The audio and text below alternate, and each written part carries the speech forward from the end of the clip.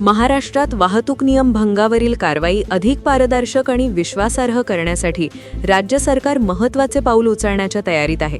मुख्यमंत्री देवेंद्र फडणवीस यांनी स्पष्ट केले आहे की ट्रॅफिक पोलिसांकडे बॉडी कॅमेरा नसेल तर वाहन चालकांवर दंड किंवा चालानाची कारवाई करू नये. या निर्णयामुळे वाहतूक कारवाईची प्रक्रिया अधिक स्पष्ट आणि नोंदवलेली राहण्यास मदत होणार आहे.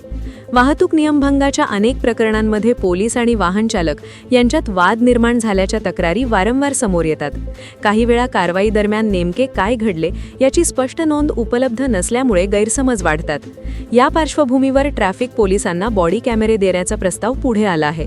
बॉडी कॅमेऱ्यांमुळे कारवाई दरम्यान घडणाऱ्या प्रत्येक घटनेची दृश्य आणि ध्वनी नोंद होईल.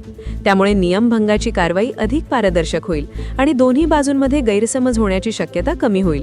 तसेच पोलीस आणि वाहन चालक यांच्यातील संवादाची नोंद राहिल्याने भविष्यातील वाद सोडवणेही सोपे होणार आहे. राज्यात आधीपासूनच वाहतूक नियंत्रणासाठी सीसीटीव्ही कॅमेरे, ई चालान प्रणाली आणि स्वयंचलित वाहतूक व्यवस्थापन प्रणाली यांसारख्या तांत्रिक उपाययोजना राबवण्यात येत आहेत. या प्रणालीमुळे नियमभंगाची नोंद डिजिटल स्वरूपात होत असून दंड प्रक्रिया अधिक पारदर्शक झाली आहे. त्याचाच पुढील टप्पा म्हणून बॉडी कॅमेऱ्यांचा वापर महत्त्वाचा मानला जात आहे. तज्ज्ञांच्या मते बॉडी कॅमेऱ्यांमुळे केवळ कारवाईच नव्हे तर संपूर्ण वाहतूक व्यवस्थापन अधिक प्रभावी होऊ शकते. आंतरराष्ट्रीय स्तरावरही अनेक देशांमध्ये पोलिसांकडून बॉडी कॅमेरे वापरण्याची पद्धत यशस्वी ठरली आहे. नागरिकांच्या दृष्टीने हा निर्णय महत्त्वाचा ठरू शकतो. तपासणी दरम्यान होणारे वाद कमी होऊन पोलीस आणि नागरिक यांच्यात विश्वास वाढण्यास मदत होईल.